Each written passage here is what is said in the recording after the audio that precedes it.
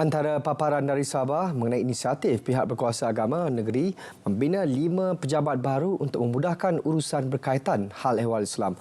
Perinciannya bersama Suaran Syah. Silakan. Baik, terima kasih Sahih. Jabatan Hal Ehwal Agama Islam Negeri Sabah Jahins akan membina pejabat baharunya di 5 daerah iaitu Membakut, Tuaran, Tambunan, Kalabakan dan Ranau. Menteri Sains, Teknologi dan Inovasi Datuk Dr. Muhammad Arifin Muhammad Arif berkata pembinaan pejabat baharu itu penting bagi memudahkan urusan berkaitan hal ehwal Islam dijalankan. Mudah-mudahan ini akan memberikan satu image lagi bagi Jabatan Hal Ehwal Agama Islam Negeri Sabah dan yang sangat penting untuk memudahkan rakyat berurusan dengan Jahin dalam hal ehwal agama Islam. Datuk Arifin yang juga ahli Dewan Undangan Negeri Adun Membakut menyatakan demikian kepada pemberita semasa Majlis Rumah Terbuka Aidilfitri anjurannya di Membakut. Majlis turut dihadiri Ketua Menteri Datuk Seri Panglima Haji Jinor. Terdahulu, Datuk Arifin menyampaikan sumbangan duit raya kepada 212 anak yatim sekitar daerah Membakut. Penganjuran Karnival Pencegahan Jenayah Sempena sambutan Hari Polis setiap tahun di daerah Semporna wajar diteruskan.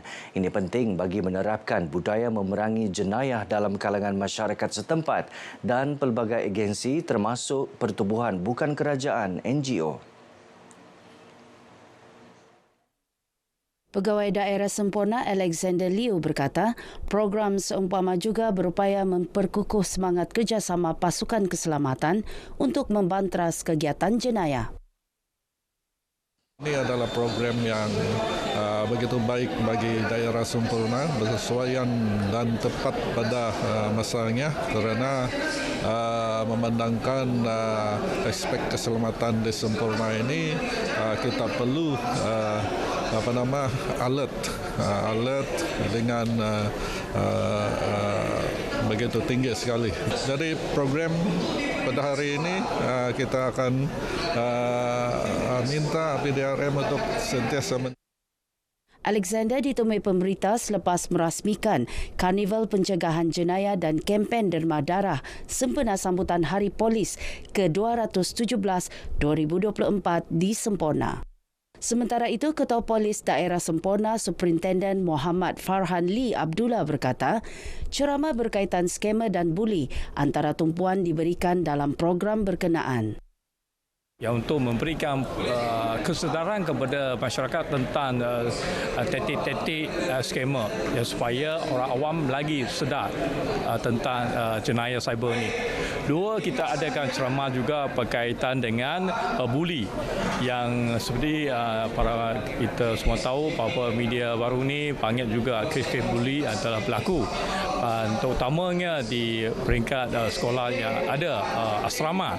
Budaya buli bukan satu budaya boleh diwarisi ataupun diteruskan. Tak harus dihentikan serta-merta. Bagi tempoh 3 bulan pertama tahun ini, daerah Semporna merekodkan kadar jenayah indeks sebanyak 47 kes menurun 11 kes berbanding 58 kes bagi tempoh sama tahun lalu.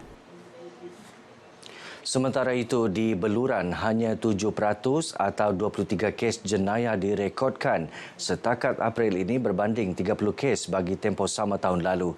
Bagaimanapun, terdapat peningkatan bagi tangkapan melibatkan jenayah narkotik. Untuk kes narkotik, ada peningkatan tangkapan untuk tahun ini.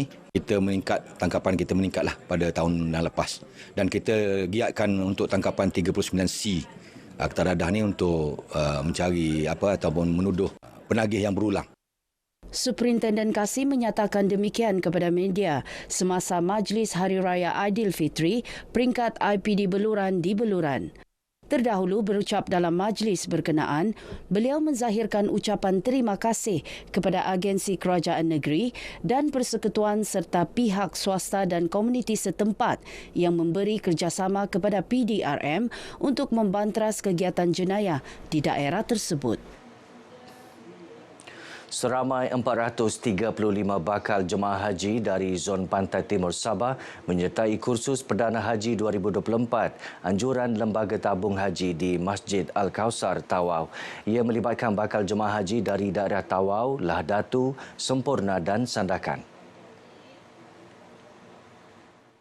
Bercakap kepada pemberita selepas merasmikan kursus tersebut, Pengarah Tabung Haji Wilayah Sabah dan Sarawak, Datuk Nur Laila Said, mengingatkan bakal jemaah haji agar sentiasa bersedia dari aspek mental, fizikal dan keperluan lain bagi melaksana ibadah haji dengan sempurna.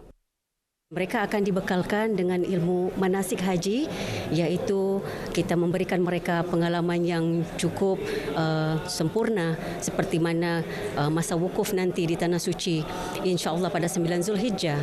Jadi mereka ini akan betul-betul didedahkan untuk ibadah melontar di Mina dan juga berada di Arafah untuk berwukuf. Semua ini telah pun kita aturkan kedudukan-kedudukannya untuk mereka ini nanti insya-Allah merasakan pengalaman itu, dan inilah yang akan dibekalkan ilmu ini kepada bakal-bakal haji kita ke Tanah Suci nanti. Selepas zon pantai timur Sabah, kursus Perdana Haji 2024 akan diteruskan ke zon pantai barat Sabah pada 3 Mei depan di Masjid Universiti Malaysia Sabah UMS Kota Kinabalu, melibatkan 500 bakal jemaah haji. Pesta Damas Sukau yang dihentikan penganjurannya akibat pandemik COVID-19 sebelum ini akan diadakan semula September ini di Dataran Pekan Baharu Sukau, Kinabatangan. Pesta yang menghimpunkan kepelbagaian budaya etnik sungai dari 22 zon seluruh Sabah ini dijangka disempurnakan Ketua Menteri Datuk Seri Panglima Haji Jinor. Pesta Damas ini akan lebih hebat daripada Pesta Damas kelima. Dan nampak keadaan tapak ini pun sudah bagus daripada yang dulu dan kita boleh gunakan, dan saya fikir anda boleh nampak kanopinya 10 hari ini dan akan bertambah kepada 80 kanopi untuk memenuhkan kawasan ini. Cuma mungkin ada kelainan yang kita buat acara-acaranya untuk Pesta Damas. Datuk Johari menyatakan demikian kepada RTM semasa Majlis Rumah Terbuka Parti Gagasan Rakyat Sabah bahagian Sukau di Kinabatangan. Majlis dihadiri lebih 2,000 orang itu turut dimeriahkan dengan persembahan nyanyian artis popular tanah air Datuk Jamal Abdillah. Baik, sekian perkongsian dari Negeri di Bawah Bayu. Kembali bersama Sahi untuk lebih banyak perkembangan semasa dalam negara. Dari sungai hingga ke segara, Palestin pasti merdeka. Sahi, silakan. Terima kasih, Suaran.